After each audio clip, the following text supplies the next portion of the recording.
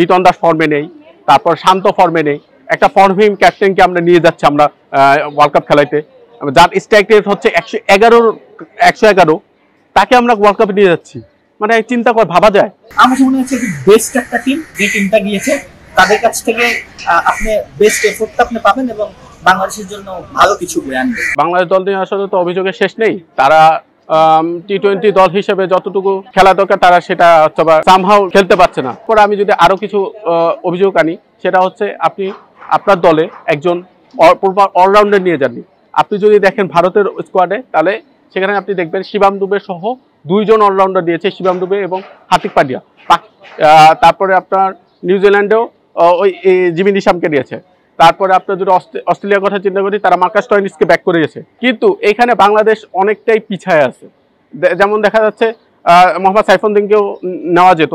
মোহাম্মদ সাইফুদ্দিনও তারপর ইনজুরি থেকে ব্যাক করেছে, সে বিপিএল খেলেছে এবং সে ফর্মে ছিল। মেহেদী বিরাজ অনেক দিন ধরে টি-20 খেলে না। মেহেদী বিরাজ লাস্ট টাইমেও কিন্তু ফর্মে ছিল, কিন্তু আমি জানি না কেন কোচ এই সিদ্ধান্তটা নিয়েছে, কোচ অধিনায়ক কেন এই সিদ্ধান্ত নিল, মেহেদী বিরাজকে কেন বাদ দিল। আমি এই অ্যান্সারটা এখনো খুঁজে পাইনি। আরেকটা কথা হচ্ছে, বাংলাদেশে টি-20 সম্ভাবনার কথা বলেছেন। আমি যদি বলি সম্ভাবনা খুবই কম।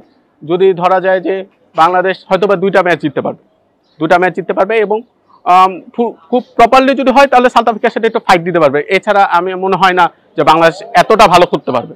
আমার মনে হয় তানভীর ইসলামকে নেওয়া হয়েছে হয়তোবা উইকেটের বিবেচনা জাজ না করে। এবং আপনি যদি দেখেন যে ভারত অন্যান্য দলের স্কোয়াডে কিন্তু 2-3 করে স্পিনার আছে।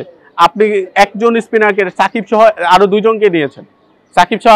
সাকিব রিশাদকে বাদ দিলে আপনি আরো একজন ভালো স্পিনার নিয়ে যেতে পারতেন। বাট আপনি তানভীর ইসলামকে কেন নিলেন, আমি সেটা এই জিনিসটা বিসিবি এখনো ফ্লাশ করতে পারে না। বিসিবি বা ম্যানেজমেন্ট, আমি যদি বলি ম্যানেজমেন্টের কথাও, ম্যানেজমেন্টেও এখানে ঘাটতি আছে। কারণ আপনি দেখেন যে ম্যানেজমেন্ট যদি এতই ভালো হইতো, তাহলে টিমটা টিম দিতেও দেরি করে। তারা এখনো জার্সি লঞ্চ করতে পারেনি। শেষের দিকে দল গঠন করার কারণ হচ্ছে যে জিম্বাবুয়ের সিরিজটা ছিল, এই সিরিজে পর্যবেক্ষণের কিছু একটা ব্যাপার ছিল। যেমন দেখেন যে তানভীর ইসলাম কিন্তু এই সিরিজ থেকেই কিন্তু তাকে পিক করা হয়েছে। তো আমার কাছে মনে হয় যে দর্শকরা যেটা বলছে এটা তাদের অপিনিয়নের জায়গা, তারা এটা দিবেই। কিন্তু সিলেক্টররা যে কাজ, যে তাদের যে দায়িত্ব, এটা অবভিয়াসলি তারা যেটা বেটার মনে করেছেন তারা সেটাই করেছেন। এবং আমার কাছে মনে হয় যে টিমটা আসলে বাংলাদেশ দিয়েছে, বাংলাদেশ ক্রিকেট বোর্ড বিসিবি, নতুন যে 2 জন সিলেক্টর হান্নান সরকার এবং গাজী আশরাফ এবং আব্দুর রাজ্জাকের নেতৃত্বে, আমার মনে হচ্ছে যে বেস্ট একটা টিম। এখানে দ্বিমতের জায়গাটা তৈরি হচ্ছে। আসলে দেখেন যে মেহেদী হাসান মিরাজকে দলে ইনক্লুড করা হয়নি আর মোহাম্মদ সাইফুদ্দিনকে করা হয়নি, এটা নিয়েই তো প্রশ্ন উঠছে। এখন মোহাম্মদ সাইফুদ্দিনের আসলে তার রিপোর্টের জায়গা নিয়ে আসলে কথা হচ্ছিল যে মোহাম্মদ সাইফুদ্দিনের সাথে তানজিম হাসান সাকিবের একটা প্রতিদ্বন্দ্বিতা ছিল, সেই জায়গায় তানজিম হাসান সাকিবকে বেটার মনে হয়েছে। দুজনের আসলে রোলটা different. Saifuddin wicket taker bowler, অন্যদিকে যদি আপনি তানজিম হাসান সাকিবকে আপনি দেখেন, সে খুব এগ্রেসিভ একজন বোলার এবং তার ভেতরে যে একটা স্পিড রয়েছে, দলের প্রতি যে কন্ট্রিবিউশন করার যে সর্বোচ্চ যে একটা প্রয়াস, সেই ব্যাপারটা আপনি আর পাবেন। আর মেহেদী হাসান মিরাজের সাথে যে একটা কম্বিনেশনের ব্যাপারটা, সেটা হচ্ছে যে শেখ মাহিদী হাসানের।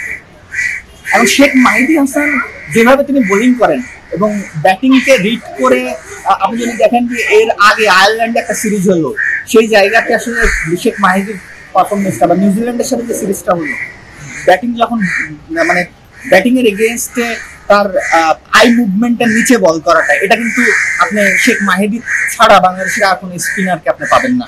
এবং তার শেষের দিকে তিনি একটু লং হ্যান্ডে ব্যাটিংও করতে পারেন, যেটা মেহেদী হাসান মিরাজের কাছে আসলে এক্সপেক্টেড মনে করেনি বিসিবির টিম সিলেক্টররা।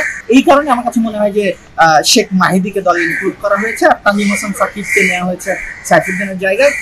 এবং এইটা যে একটা বেস্ট ডিসিশন, এটা আমার কাছে মনে হয় যে কেন আমি বলছি, তার কারণ হচ্ছে যে বিসিবি যে আসলে সর্বোচ্চ এফোর্ট দিয়ে যে সকল ক্রিকেটাররা খেলতে চায় তাদেরকে যে পিক করতে পারেন, এটার একটা প্রমাণ হয়ে থাকবে। এবং আরেকটা বিষয়, যে পরবর্তীতে খেলোয়াড়রা নিজের প্রতি নিজের সেরাটা দেওয়ার জন্য উদ্গ্রীব হয়ে থাকবেন। কারণ ন্যাশনাল ক্রিকেট টিমে যখন একটা খেলোয়াড় সুযোগ পায়, সে কখনোই চাইবে না যে আমি দল থেকে ছিটকে যায়। এই যে নিজের প্রতি অবহেলা, দলের প্রতি একটু মনোনিবেশ কম থাকার ব্যাপারটা, যদি বা সাইফুদ্দিনের একটা দীর্ঘ সময় ধরে সে ক্রিকেটটা খেলছিল, একটা টায়ার্ডনেসের ব্যাপার তৈরি হয়েছিল। তো এই কারণে হয়তো সাইফুদ্দিন বেস্ট এফোর্টটা দিতে পারেনি। আপনি দেখবেন যে সাইফুদ্দিন কিন্তু বলটা ডিপিএল এ যদি দেখেন, ডিপিএল এ দেখেন প্রায় 10 কিলোমিটার পার আওয়ারের একটা ব্যবধান কিন্তু তৈরি হয়েছে। ডিপিএল এ 135-136 গতিতে বল করেছে, কিন্তু আপনি জিম্বাবুয়ের সিরিজটা যদি দেখেন 125-120 গতিতে বল করেছে। তার মানে 10 কিলোমিটার গতির একটা ব্যবধান তৈরি হয়েছে। তার মানে বোঝা যায় যে তার টায়ার্ডনেসের একটা ঘাটতি তৈরি হয়েছে। আমার কাছে মনে হয় যে দর্শক আপনি আমাদের জায়গা থেকে মতামতটা ওইভাবেই দিতে পারি, বাট এই জায়গাটাতে যারা প্ল্যানিং করছে, কোচ, টিম ম্যানেজমেন্ট, সিলেক্টররা, বিসিবির প্রধান, তারা কিন্তু সার্বিক দিক বিচার বিশ্লেষণ করেই কাজটা করেন। এবং এন্ড অফ দ্য ডে যে সকল ক্রিকেটাররা কিন্তু গিয়েছে, যে 17 সদস্যের যে দলটা পাঠিয়েছে, তারা কিন্তু এই দেশকেই প্রতিনিধিত্ব করতে গিয়েছে। ইনফ্যাক্ট তাদের উপর ভরসার জায়গাটা আমাদেরকে রাখতে হবে। এবং আমার কাছে মনে হয় যে টিমটা গিয়েছে তাদের কাছ থেকে আপনি বেস্ট এফোর্টটা আপনি পাবেন এবং বাংলাদেশের জন্য ভালো কিছু বয়ে আনবেন।